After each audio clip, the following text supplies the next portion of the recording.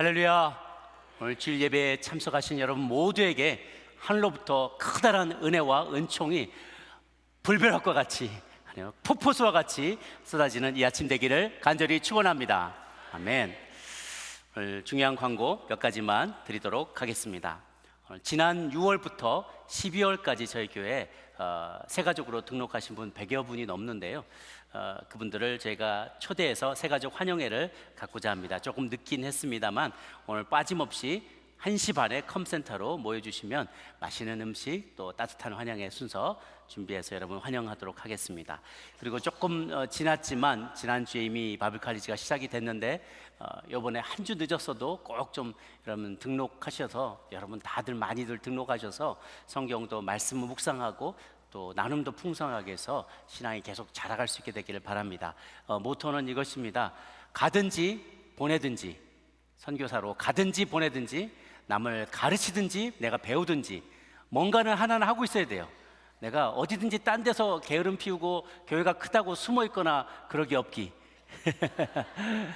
그러면 퇴보하는 거예요. 가만히 있는 게 아니라 가만히 있는데 퇴보하는 겁니다. 세상의 물결이 너무나 세기 때문에 일주일에 한 번 예배드리고 두 번 예배드리고 이거 가지고는 살아남을 수가 없어요. 매 시간을 주님과 관련된 것으로 말씀을 묵상하고 배우고 가르치고 기도하는 것으로 채워놔야만 이 싸움에서 지지 않을 수가 있습니다. 그래서 많이들 바이블 칼리지에 등록하시기를 바라고요. 홈페이지 참조하시기를 바랍니다.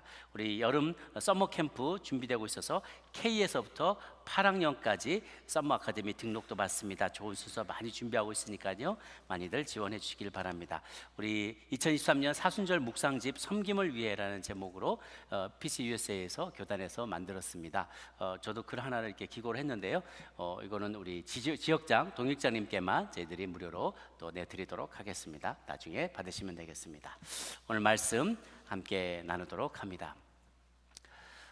이제 사순절이 시작이 되었습니다. 그래서 지난 수요일 날 시작됐고 오늘 사순절 첫 주일인데요, 우리 주님이 우리와 함께 가르치시면서 십자가를 향해 한 걸음 한 걸음 나아가시는 그 여정을 저희들이 같이 동행하면 좋겠어요. 그러려면 나는 편안하게 거하면서 주님 고생하시네요, 참 힘드시겠어요, 이렇게 할 수는 없잖아요. 우리도 같이 주님의 고난에 동참하면서 무엇인가 하나를 절제하고 내려놓고 희생하고 봉사하고 섬기는 기간이 되었으면 좋겠습니다. 그래서 주님과 함께 이 사순절의 여정을 같이 걸어갈 수 있게 되기를 바랍니다. 저희가 여러분 수영을 배워보신 분들은 아시겠지만 희한하죠? 힘을 쓰면 쓸수록 꼬르륵 잠겨요. 수영을 할 때 어떻게든지 뻗등뻗등거리면서 해보려고 그러면 꼬르륵 잠겨요. 근데 힘을 쭉 빼고 있으면 물 위로 툭 뜹니다. 이게 참 희한하죠? 물을 내가 물을 이겨보겠다고 할수록 물에 푹 잠기고요, 알아서 하시오 하고 물에 탁 맡기면 떠요. 특히나 이 사회 같은 데 가보면은요, 물하고 싸우려는 사람은 다 난리가 나요. 사회는 염분이 굉장히 높고 광물도 많기 때문에 거기 들어가서 이렇게 그냥 뒤로 편안하게 누워있으면 푹 발이 뜹니다. 희한해요. 가만히 서 있어서 조금만 기울이면 바로 훅 떠버려요, 몸이. 그리고 가만히 누워서 정말 수달같이 책 딱 얹혀놓고 이러고 책도 볼 수 있고 있었어요. 그런데 오 그러면서 자기가 어떻게 해보려고 막 발버둥을 치면 후딱 뒤집어져 가지고 이 소금물이 얼굴에 확 들어오고요, 난리가 납니다. 우리 관광 가이드가 꼭 그러지 말라고, 절대 그러지 말라고 했는데 꼭 그런 사람 하나씩 있었어요. 제가 사회 그 성지순례 가보면 자기가 정말 뜰까 의심해요. 계속 의심해. 정말 뜰까? 에이 그러다가 그냥 막 발부등을 치면 옆 사람의 얼굴 튀고 막 이게 뭐 얼굴이 눈이 얼마나 쓰라린지 몰라요. 죽겠다 하고 그래요. 맡겨야 돼요. 근데 참 맡기는 게 어렵습니다. 맡기는 게 특히나 우리 한국 사람에게는 더 어려워요. 그러니까 저쪽에 남미 계통이나 저기 라틴 아메리카 쪽에, 유럽에도 남미 쪽에, 남쪽에 스페인, 그리스, 그다음에 이탈리아 이런 나라들은 되게 조금 약간 이게 삶이 편하신 분들이에요.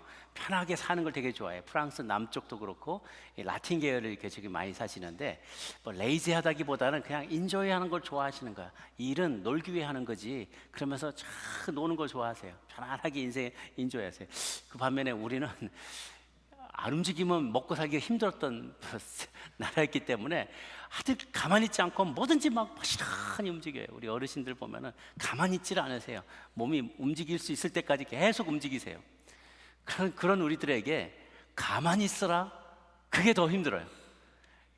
특히나 전쟁이 났다, 가만히 있으라고 말도 안 되지. 가만히 앉아서 맞아 죽으라고 안 되지. 뭐라도 들고 싸워야지. 전쟁의 상황이 벌어지면 우리는 본능적으로 뭔가 붙잡고 싸우고 달려나가고 문제를 해결하려고 하죠. 특히 우리 남자분들은 픽스하는 거, 문제 그 프로블럼 픽스하는 거에 아주 그냥 아주 그거에 관심이 많은 사람들. 뭔가 고장나고 다마 고장나고 그러면 못 봐요. 그냥 저거 고쳐야 돼요. 저거 내 눈에 내 눈앞에 저거 고장난 거 가만두면 못 본단 말이죠. 그런데 하나님은 우리의 삶에서 우리가 마주하는 전쟁들, 많은 문제들 앞에서 때로는 힘으로 싸워서 이기는 게 아니라 내 존재로 싸워 이길 수가 있다는 거예요. 다시 말해서 내 힘, 지혜, 능력, 경험 가지고, 경험치 가지고 싸워서 이길 수 없는 싸움들이 우리의 삶에 너무나 많다는 것이죠. 그럴 때는 어떻게 싸워서 이길 수 있느냐? 내 존재로 싸워야 된다는 그 말은 하나님과 나 사이의 어떠한 관계 때문에 나 대신 싸워주시는 그분을 의지해야만 이길 수가 있다는 것이죠. 오늘 관련해서 오늘 그렇게 행함이 아니라 내 힘이 아니라 나와 하나님과의 그 사이의 존재, 친밀함으로 이스라엘 나라를 구원했던 한 유다 왕의 이야기를 소개합니다. 그 왕은 여호사밧 왕입니다. 유대의 성군 중에 하나인데요, 그가 왕위에 탁 올라갔을 때 참 그에 대해서 역대하 17장서부터 그 이야기를 다루고 있어요. 굉장히 많은 지면을 할애해서 그에 대해서 이야기하는데 17장에 보면 3절에 여호와께서 여호사밧과 함께 하셨으니, 그래서 그의 아버지 하나님께 구하며 그의 계명을 행하고 이스라엘의 행위를 따르지 않았다.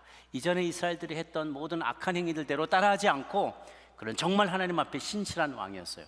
그래서 개혁을 일으키고 우상 숭배하는 거, 목상이랑 이런 거 섬기지 말라 그러고 신당도 다 제거하고 율법 제도와 사법 제도를 다 개혁하고 개편하면서 국방도 정비하고 나라를 든든하게 세워나갑니다. 온 백성이 다 기뻐하면서 하나님 앞에 바로 선 그런 나라가 되어갔죠. 그런데 이제 시간이 흘러가면서 그가 한 가지 패착에 빠진 것이 있었는데 무엇이냐면, 점증하는 외세의 위협 가운데서 어떻게 하면 우리나라를 잘 보호할까, 남유다를 잘 보존할까 고민하다가 북이스라엘과 그 혼인 정책을 펼치게 된 거예요. 북이스라엘의 아합 왕의 딸을 데리고 왔어요. 하필 하고 많은 사람 중에 아합 왕과 이세벨에 나왔던 아달랴라는 그 딸을 며느리로 데려오게 된 거예요. 그런데 그 우리가 계보를 잘 아시면 보시겠지만 한번 계보를 한번 보여주시면 여호사밧 그리고 아합, 남유다의 왕, 북이스라엘의 왕인데 둘이 사돈지간을 맺었어요. 그런데 하필 그 딸이 아달랴인데 그 아내 이세벨은 이방 여인이었어요. 그가 시집 오면서부터 우상을 다 가지고 왔던 사람인데 그의 딸이 아달랴거든요. 그 아달랴하고 아들 여호람을 이렇게 부부연을 맺게 한 거죠. 그러면서 이 아달랴란 여인이 자기 엄마가 섬기던 그 우상도 같이 들고 왔어요. 그래서 결국은 이 북이스라엘과 연합함으로 인하여 이 남유다에 큰 우환이 나중에는 찾아오게 됩니다. 지금 당장은 나타나지 않지만 아들인 여호람이 아달랴와 결혼해서 아들을 낳아서 아하시아 왕이 됐는데요, 그가 죽게 됐을 때 아달랴가 그의 손잡벌 되는 자손들을 다 죽여버립니다. 요아스까지 죽이려다가 이 어린아이는 간신히 다른 사람이 숨겨줘서 생명을 유지하게 되고 다 죽여, 손잡벌들을 다 죽이고 자기가 7대 왕이 돼요. 그러니까 나중에 요아스가 살아남아서 6살 때 제사장과 여러 사람들의 힘을 얻어서 이제 다시 왕위에 오르게 되죠. 8대 왕, 9대 왕 이렇게 쭉 넘어가게 되죠. 하마터면 예수 그리스도의 족보가 이 다윗의 족보로부터 끊어질 뻔했던 그런 위기 순간이 닥치게 됐던 것이 바로 이 아달랴 때문에 그렇고요. 그것은 여호사밧 왕의 판단 착오에서 그런 거예요. 보십시오. 믿음의 가문과 이 결혼의 연을 맺는 게 얼마나 귀한지. 여러분 집안 사돈 맺으실 때 꼭 기도하시면서 정말 잘 선택하시길 바랍니다. 믿음의 사람과 믿음의 가문과 하나가 될 때 정말 귀한 역사들이 일어날 수 있지만, 그러지 않을 때 많은 도전들을 내가 불러드리는 거예요. 정말 기도하면서 선택해야만 하겠죠. 같은 민족끼리 동맹을 맺은 것을 나무랄 수는 없어요. 그런데 그 데려온 며느리가 극악한 바알 숭배자였던 이세벨의 딸이었던 거예요. 이런 어려움들이 이제 찾아오게 됐죠. 결국은 이 아합 왕의 요구에 따라서 나중에 길앗 라못에서 아람 족속들과 전쟁을 벌이게 되는데요. 그 앞에 앞서서 선지자 400명에게 물어봐요. 다 잘 될 거라고 북이스라엘에서 얘기를 합니다. 그런데도 미가야 선지자는 부정적인 예언을 하네요. 딱 한 사람이 부정적인 예언을 해요. 아합 왕, 당신은 이 전쟁에서 마치고 죽음을 맞게 될 것입니다. 그렇게 이야기를 합니다. 그런데 정말로 실제로 그 사건이 일어나게 돼요. 18장 34절 보면, 이날의 전쟁이 맹렬하였으므로 이스라엘 왕이 병거에서 겨우 지탱하며 저녁 때까지 아람 사람을 막다가 해가 질 즈음에 죽었더라. 그가 죽게 돼요. 그러니까 그리고 나서 식구가 이제 패하고 여호사밧도 이제 같이 동맹을 맺었다 싸우다가 패해서 도망 나오게 됐을 때 19장 2절에 보면 선견자 예후가 나가서 여호사밧 왕을 맞아 이르되, 왕이 악한 자를 돕고 여호와를 미워하는 자들을 사랑하는 것이 옳으니까 그러면 여호와께서 진노하심이 왕에게 임하리다 라고 얘기를 합니다. 진노가 임할 것이다 라고 얘기를 해요. 결국은 이 예고를 들으면서 정신을 바짝 차립니다. 여호사밧이 정신을 바짝 차려서 안 되겠구나, 이래서는 내가 안 되겠구나, 다시 한번 2차 개혁을 일으키고 박차를 가하면서 사법제도를 완비하게 됩니다. 그러던 중에 이제 예고되었던 그 징계가 현실로 나타나게 됩니다. 무엇인가? 연합군의 침공을 받게 돼요. 암몬, 모압, 세일, 이 세 거민들이 함께 모여서 연합군을 형성해서 유다를 침공하기 시작하는 거죠. 사실 모압과 암몬은 다윗이 잘 나갈 때, 다윗의 그 치세에 아주 태평성대를 누리면서 주변국들을 많이 점령해 나갈 때 모압과 암몬을 쳐서 속국으로 삼았기 때문에 그 전까지는 계속해서 그들이 조공을 바치던 민족이었어요. 그러다가 이제 나라가 위축이 되고 남과 북이 분열이 되고 유다도 비리비리해지니까 이때다 싶어서 세 민족이 연합전선을 펼치고 공세를 해오는 것이죠. 그런데 하나만 쳐들어와도 담당하기 힘든데 셋이 쳐들어왔어요. 그리고 셋이 쳐들어올 때 어떤 마음으로 왔냐면, 나중에 설명을 드리겠지만 자기 온 집안 가산들도 다 가지고 온 거예요. 무슨 뜻이냐? 이거는 보나마나 우리가 이긴 싸움이라는 거예요. 그만큼 자신 있었어요. 이 기세가 단단했고 세 나라가 연합했기 때문에 나라의 숫자도 많았고 그들은 무기도 많았고, 그러니까 이거는 보나마나 우리가 이겼다. 이기면 여기 이제 눌러 앉으려고 온 거지 잠깐 괴롭히다 갈 생각이 아니었어요. 그러니까 짐을 굉장히 많이 자기들의 보화라 이런 걸 다 가지고 지금 이주하면서 주변에 딱 진쳐놓고 싸우려고 나온 것이죠. 이제 여호사밧은 옵션이 셋 중에 하나밖에 없었습니다. 항복하고 자기가 폐위되거나 죽음을 맞든지 자기 혼자 죽든지, 혹은 저쪽에 어떻게 아쉬우게라도 다시 한번 북쪽에 이스라엘에 한번 좀 붙어보든지 그들을 다시 한번 도움을 받든지. 그런데 그건 하나님이 지난번에 그래서 내가 이렇게 징계한다고 말씀하셨잖아요. 그걸 선택할 수 없어요. 이제 마지막으로 그러면 하나님께 모든 것을 맡기는 수밖에 없었던 것이죠. 하나님은 우리 앞에 생사화복을 두시는 분이라고 했습니다. 생명과 죽음과 복과 화를 우리 앞에 놓으세요. 그 중에서 우리가 생명을 택하고 복을 선택할 때 하나님이 좋은 것을 예비하셨어도 내가 죽음과 저주를 택해버리면 내 인생 쫑나는 거예요. 그런데 하나님이 펼쳐놓으신 좋은 것, 사실 지난번에도 말씀드렸지만 주님께서 생명도 조금 삐죽삐죽 더 나게, 생명과 축복을 더 이렇게, 이게 생명이고 이게 축복이야. 그래서 우리 신명기 말씀도 축복과 저주를 계속 비교를 하시잖아요. 이렇게 하면 네가 내 말씀을 잘 청종하고 순종하면 엎어져도 복을 받고 뒤집어져도 복을 받고 들어가도 복을 받고 나가도 복을 받고 복을 받을 수밖에 없을 것이다. 그리고 너는 복의 통로가 될 것이다 라고 반드시 얘기해 주셨어요. 그런데 네가 불순종하고 따르지 않으면 죽음을 맞게 되고 저주를 받게 될 것이다 라고 그 길을 빤히 보이는 답지를 보여주셨어요. 그렇기 때문에 여호사밧은 거기서 생명을 선택하는 거예요. 복을 선택하기로 결정을 했던 것이죠. 그러나 연합군의 침공 가운데도 생명의 길, 복의 길을 선택하고자 합니다. 그러기 위해서 꼭 필요했던 것이 무엇인가? 두 번째, 믿음으로 동작 그만. 그냥 동작 그만이 아니라 믿음으로 동작 그만. 프레이즈. 무엇이냐? 내가 다 막 여기저기 전화하고 어떻게 좀 해달라고, 도와달라고, 내가 힘으로 안 된다고 말하고 어떻게든지 내 힘으로 상황을 극복하려고 애쓰기보다 먼저 하나님 앞에 기도하다는 거예요. 그러나 기도만 하고 아무것도 안 한다는 것이 아니라 우선순위가 바뀌었다는 거예요. 하나님 앞에 먼저 기도하고 하나님의 지혜를 구한다는 것이죠. 어떻게 했느냐? 그가 유대 전역에 금식을 선포하고 나옵니다. 여호와의 징계에 대한 회개 운동을 벌여요. 언약의 근거에서, 이 국가적인 위기 앞에서, 국가적인 이 재난 앞에서 정말 금식을 선포하며 나아가는 거예요. 보면은 그들의 고백의 말들이 있습니다. 12절에 보면 우리 하나님이여 그들을 징벌하지 아니하시나이까? 우리를 치러 오는 이 큰 무리를 우리가 대적할 능력이 없는데, 어떻게 할 줄도 알지 못하겠는데, 그래서 오직 주만 바라보나이다 라고 12절에 안타깝게 읍소를 하죠. 이 절절한 마음, 간절한 마음을 가지고 주님 앞에 나가요. 그런데 누구 데려왔냐면 13절에 유다 모든 사람들이 그들의 아내와 자녀와 어린아이와 더불어 여호와 앞에 섰더라. 그냥 새끼들까지 줄줄이 다 앞에 나와서 하나님께 도와주십시오, 긍휼을 베푸십시오, 엎드려서 계속 기도를 하는 거예요. 죽으면, 전쟁에서 패하면 자기만 죽습니까? 자기 자녀들도 다 죽든지 노예로 팔려가든지 그렇게 될 거예요. 그 운명 앞에서 너희들도 예외가 될 수 없다. 코올리게 애들도 다 데리고 나와서 공동체 전체가 하나님 앞에 합심하여서 전심으로 기도하며 나아가는 것이죠. 기도할 때 어떻게 기도했냐면 오늘 본문 바로 앞인데요, 하나님의 약속에 의지해서 기도를 해요.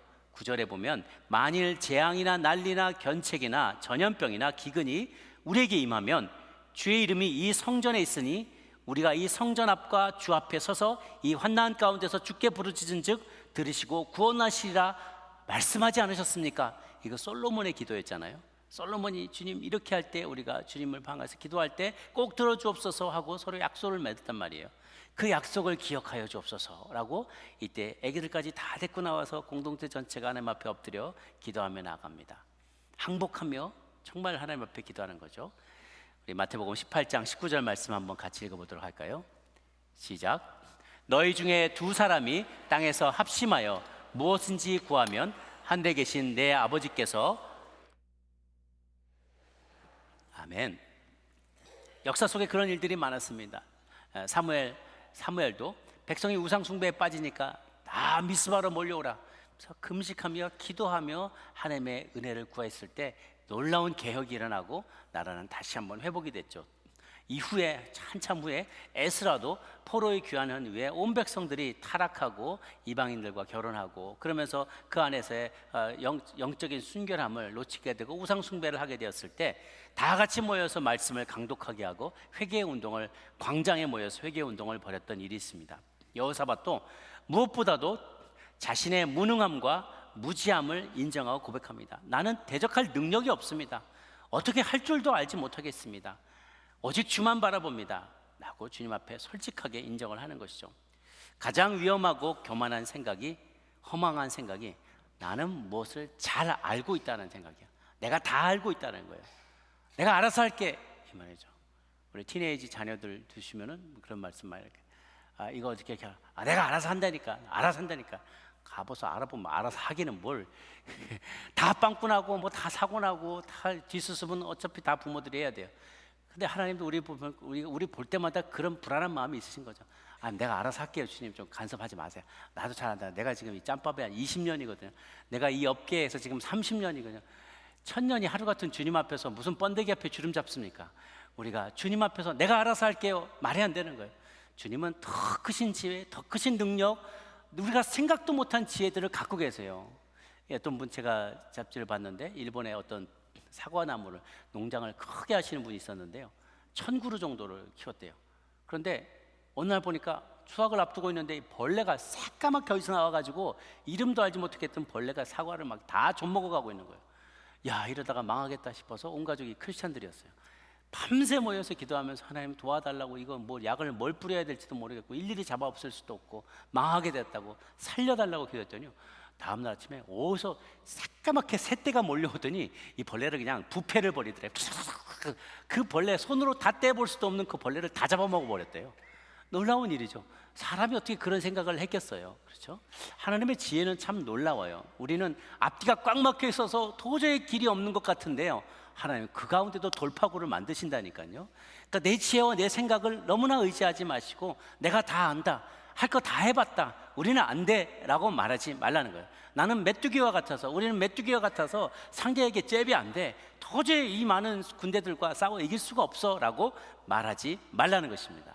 이사야 55장 8절 9절 말씀 같이 한번 읽습니다. 시작. 이는 내 생각이 너희 생각과 다르며 내 길은 너희의 길과 다름이니라. 여호와의 말씀이니라. 이는 하늘이 땅보다 높음같이 내 길은 너희의 길보다 높으며 내 생각은 너희의 생각보다 높음이니라. 저 위에서 내려다보고 계세요. 입체적으로 보고 계시고 시간도 초월해서 보고 계세요.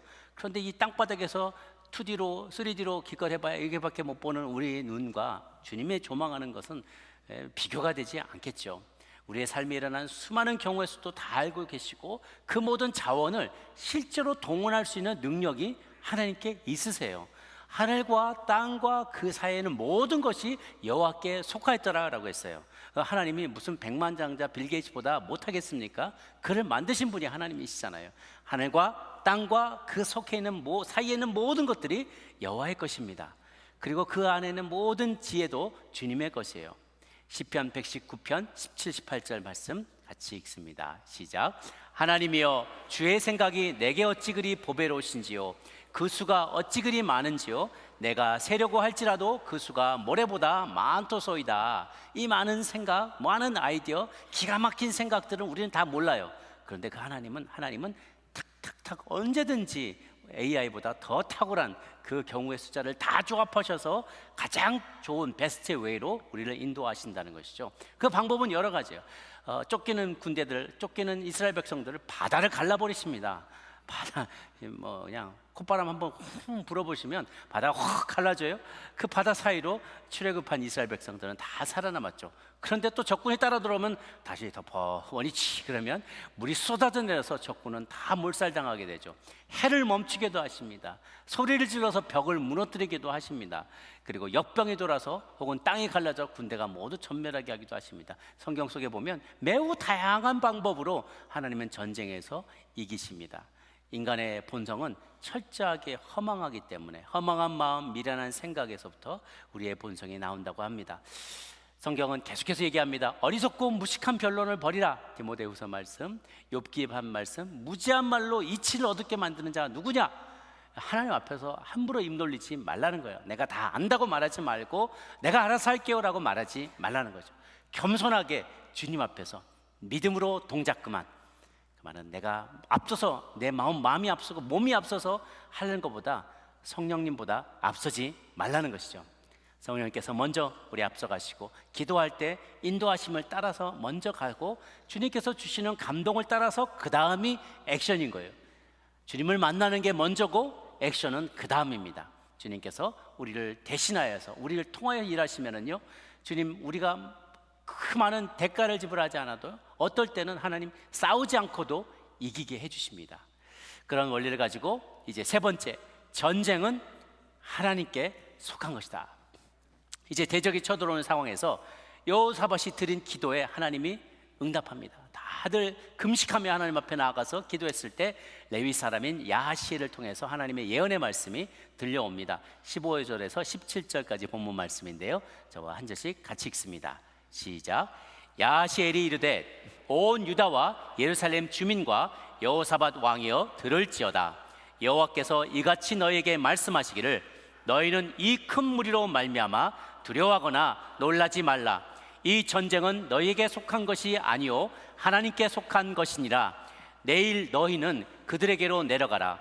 그들이 시스고개로 올라올 때 너희가 골짜기 어기 여루엘 들 앞에서 그들을 만나려니와 이 전쟁은 너희가 싸울 것이 없나니 대열을 이루고 서서 너희와 함께한 여호와가 구원하는 것을 보라.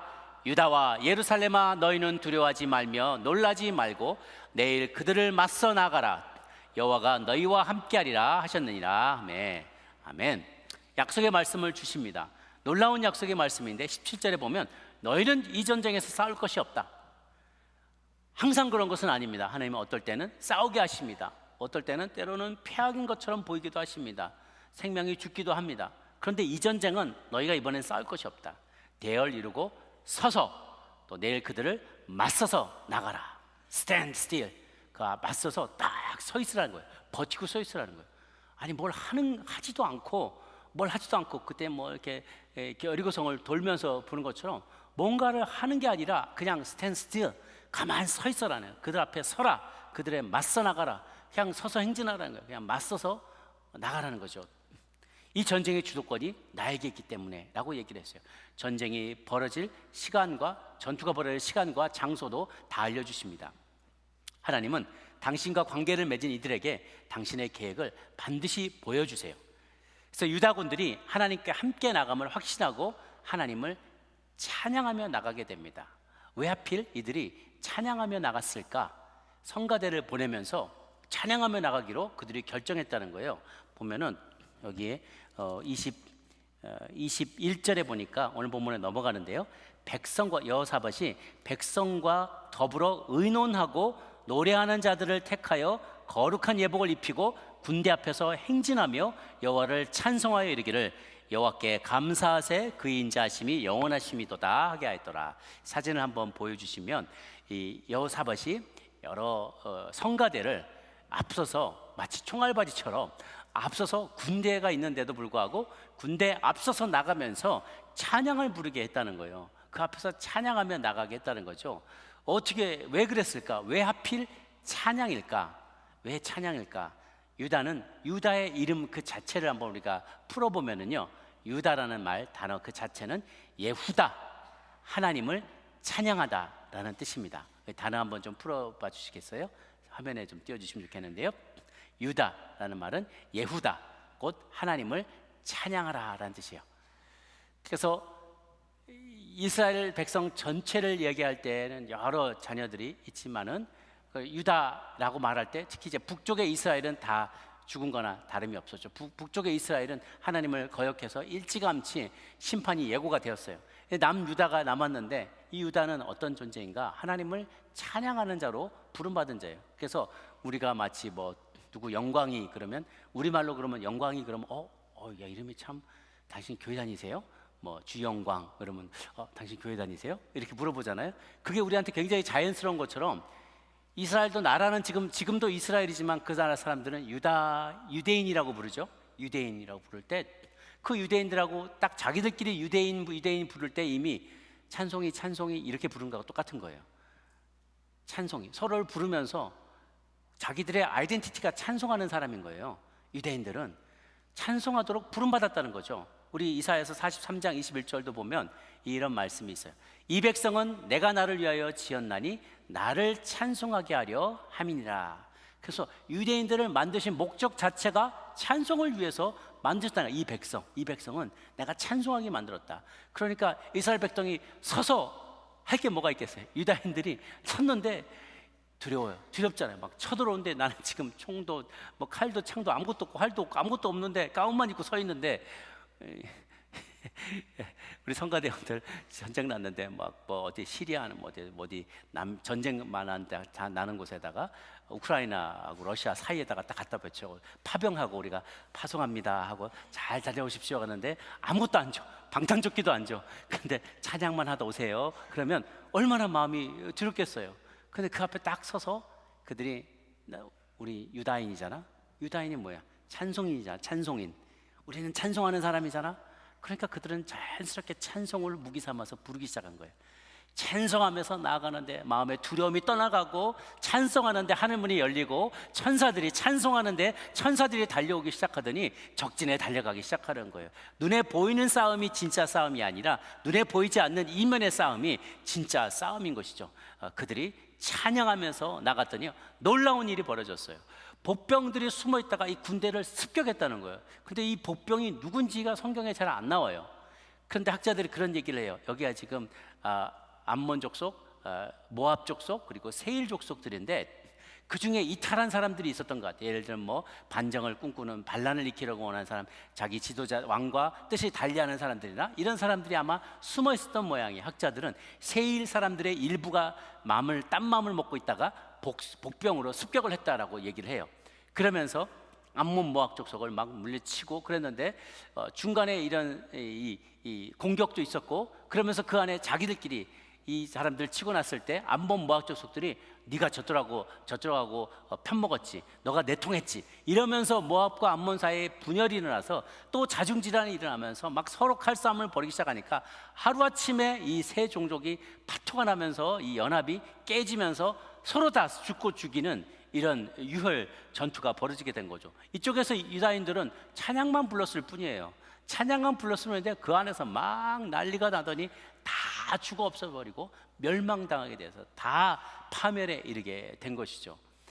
마치 기드온이 미디안과 전투할 때 하나님께서 적국들끼리 서로 칼날로 치게 했던 그런 역사적인 일들이 똑같이 벌어지게 된 것이죠. 이때 패하여 넘어진 적군들의 노략물이 얼마나 많았는지 그랬잖아요. 제가 말씀드렸죠. 이들은 살려고 왔어요. 설마 이 많은 숫자와 이 무기로 우리가 지겠냐, 어마어마한 군량미와 자기의 보화와 거의 살려고 정착하려고 온 거예요. 그 많은 물건들, 노략물들이 얼마나 많았는지 다 컬렉팅하는 데 말도 사흘이 걸렸대요. 사흘 동안을 다 이걸 알뜰히 다 모아서 대승을 거뒀다고 합니다. 이 일에 우리는 중요한 영적인 교훈을 발견합니다. 하나님의 뜻대로 기도하고 구한 것은 받은 줄로 믿고 나아가는 담대함이 있어야만 한다는 것입니다. 요단강을 건널 때 바로 적진 앞에서 이스라엘이 전군에 할례를 베풀었어요. 미친 짓이에요. 이거는 목숨을 내놓는 자살행위예요. 군대가 적이 딱 앞서고 있는데 언제 쳐들어올지 모르는데 3일 동안 무장해제한 거나 다름없어요. 할례를 베풀고 3, 4일 동안은 꼼짝을 못하는 기간, 전투력이 제로가 되는데 목을 내놓고 날 죽이라고 그냥 그 앞에 있었던 거예요. 왜? 하나님과 언약을 갱신하고 이 가나안 땅, 약속의 땅에서 모든 것을 새롭게 시작하겠다는 그들의 결의를 하나님 앞에 다지고 언약을 다시 한번 갱신하기 위해서 그랬던 것이죠. 그렇지만 하나님은 그 믿음을 귀히 보시고 여리고성을 넉넉히 무너뜨리게 하셨던 것을 봅니다. 생사화복이 주님께만 달려 있습니다. 위기의 상황에서 싸움을 하는 것보다 싸움을 안 하는 게 더 힘들어요. 가만히 있는 게 더 힘들어요. 그러나 가만히 주님 앞에 먼저 나아가서 주님과 연합하면 그 어떤 이들과 연합하는 것보다 더 강력한 힘을 발휘할 수가 있게 된다는 것이죠. 다급한 상황이 발생하면 우리는 하나님 앞에 나가기보다 할 수 있는 거 다 해보고 그래도 안 되면 어쩔 수 없이 두 손 들고 주님 앞에 나옵니다 라고 악수를 두게 돼요. 순서가 바뀌었다는 것이죠. 먼저 하나님께 간구하고 하나님께 간절히 구하고 하나님이 주시는 아이디어와 생각을 가지고 우리가 나아갈 때 문제를 풀어나갈 수 있어요. 역설적이고, 그래서 역설적으로 살려면 동작 그만 해야 된다는 거예요. 멈추고 하나님 앞에 머무는 것이 믿음입니다. 잠시 하던 일을 멈추고 그분의 의견을 여쭤보고 그분의 능력을 통해 문제를 해결받는 것이죠. 그래서 여호사밧의 이야기에서 전쟁터에 필요한 것은 힘이 아니라, 더 잘 싸우는 것 힘이 아니라 하나님과 내가 어떤 관계를 맺고 있느냐, 하나님과 내가 얼마나 친밀한 관계를 유지하고 있느냐가 전쟁의 승패를 좌우한다는 것입니다. 예전에 한번 눈더미에 쌓여서 일가 식구들이 다 눈더미에 쌓여서 오도 가도 못하고 죽은 일이 있었어요. 그때 남편이 내가 먼저 가서 사람들에게 알려서 데려오겠다고, 구조대를 데려오겠다고 나갔는데 눈보라가 몰아치니까 이 사람이 앞이 안 보이는 거예요. 그 자기 딴에는 가족들을 살리려고 열심히 달린다고 했는데 나중에 그 사람이 죽었어요. 나중에 구조대가 와보니까 차를 중심으로 뺑뺑뺑뺑뺑뺑 돌다가 길을 잃어버리고 그냥 그 가까운 데서 죽은 거예요. 온 가족, 남은 가족들도 다 죽었죠. 우리는 우리 힘으로 어떻게든지 빨리빨리 자력 구제해 보려고 애쓰지만 100보를 가고 1000보를 가도 그 자리를 맴돌 수가 있다는 거예요. 그런데 주님이 인도하신다면 문이 열리고 눈이 열리고 귀가 열리고 방향이 보이고요, 우리가 보지 못하는 영안이 열리면 천군 천사들이 우리를 대신하여 싸워주고 있는 그 모습을 발견하게 된다는 것입니다. 제가 일전에 어떤 목사님의 교수님의 강의를 들었는데 성경을 보면서 이거는 성경은 굉장히 그분이 리버럴한 분이었는데 성경은 굉장히 제국주의적인 관점에서 쓰여졌기 때문에 많은 전쟁의 이야기는 삭제해야 된다는 거예요. 전쟁의 이야기는 우리가 이것은 받으면 안 된다고 이야기를 하는 거예요. 근데 저는 너무나 그 이야기가 한심했어요. 영적 전쟁은요, 여러분, 현실입니다. 이건 만들어낸 이야기가 아니에요. 매일매일이 어떻게 보면 영적인 전쟁이에요. 생과 사를 놓고 싸우는 선택의 자리입니다. 복과 저주를 놓고 싸우는 이 선택의 순간인 거죠. 일부 예배 때도 예배를 마치고 나가시던 어떤 성도님이 지난주에 암 판정을 받으셨대요. 그래서 너무너무 힘들고 마음이 어려운데 말씀을 나누면서 이것 또한 영적 전쟁인 것을 깨달았다라고 하면서 담대하게 웃으시면서 또 나가셨어요. 여러분 가운데도 암으로 투병하는 분들도 있고 여러 가지 불치의 병으로 몸의 불편함으로 투병하거나 또 여러 가지 재정의 문제, 또 신분의 문제, 또 자녀의 문제, 또 배우자의 문제, 많은 인생의 사업의 문제로 힘들어하는 분들이 계시죠. 눈 뜨면 그것이 전쟁이죠. 삶이 전쟁이에요. 그렇다고 해서 우리가 막 원수들과 싸우치라 막 마귀들어 모두가 다 마귀인 게 아니에요. 어떨 때는 내 안에 있는 이 유혹과 싸움이 있고 또 밖에 있는 유혹과도 싸움이 있고요. 때로는 전쟁에 이런 것도 봤어요. 우리 믿는 자의 싸움은요, 정말 우리가 주님만을 믿고 기도하며 나아가면은 기억하세요. 이겨도 이깁니다. 비겨도 이깁니다. 져도 이깁니다. 아멘. 이게 중요한 표현입니다. 이겨놓으면 당연히 이긴 거고요. 비교도 이긴 거고요. 지금 진 것 같아도 결론은 이긴 거예요. 하나님 안에서. 왜냐하면 하나님의 생각은 너무나 오묘해서 지금 싸워서 내가 전 것처럼 느껴질지 있지만 결국은 그것까지도 뒤집어서 하나님은 복으로 바꿔주시는 분이세요. 그러니까 내가 전제 조건은 이것입니다. 내가 주 안에 머물러 있는 한, 내가 가지가 포도나무에 붙어 있는 한, 나는 모든 전쟁은 반드시 이깁니다. 모든 기도는 100% 응답이 됩니다. 내가 원하는 대로가 안 돼서 문제지, 내가 원하는 대로를 포기하지 못해서 내가 졌다고 생각하지, 비겼다고 생각하지, 응답 안 됐다고 생각하지, 모든 기도는 100% 응답받습니다. 모든 전쟁은 우리는 반드시 이깁니다. 그런데 이겼다고 생각하는 것만 이기는 게 아니라 진 것 같아도 이겼다니까요. 그래서 우리가 이 영적 전쟁은 현실이라는 것을 깨닫고 보이는 것만 가지고 싸울 게 아니라 보이지 않는 이면의 세계에서 승리하기 위해서 애써야만 합니다. 그래서 내 몸을 던지고 내가 기도하고 주님 앞에 새롭게 각오를 다지면서 나아가면 이 모든 전쟁 가운데서 이길 수가 있어요.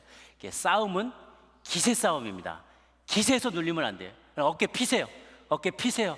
사단한테 쫄려서 다니지 마시고, 겁나서 쫄아서 돌아다니지 마시고, 눈치 보며 다니지 마시고, 어깨 피시고 당당하게. 싸움은 기세 싸움입니다. 영적인 전쟁 가운데서 내 뒤에 계신 분이 있잖아요. 든든한 백이 있잖아요. 나를 대신해서 싸워주는 분이 계세요. 내가 싸우겠다 그러면 나는 100점 100패예요.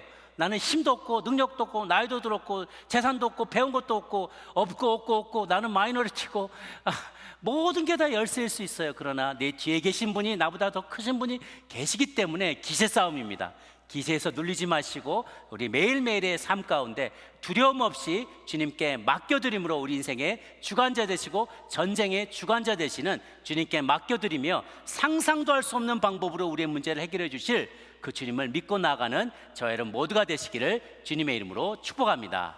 아멘. 우리가 기도하기 전에 찬양을 한번 하려고 하는데요, 모르시는 분들도 할 수 없습니다. 그냥 부르겠습니다. 보라 너희는 두려워 말고. 많이 아시라고 생각하는데요, 이 찬양 같이 한번 힘을 다해서 찬양하며 나가도록 하겠습니다.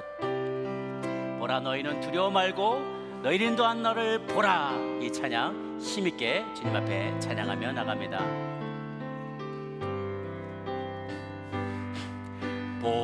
보라 너희는 두려워 말고. 보라 너희를 인도한 나를. 보라 너희는 지치지 말고. 보라 너희를 구원한 나를. 너희를 치던 적은 어디 있느냐. 너희를 억누르던 원수는 어디 있느냐. 보라 하나님 구원을. 보라 하나님 능력을.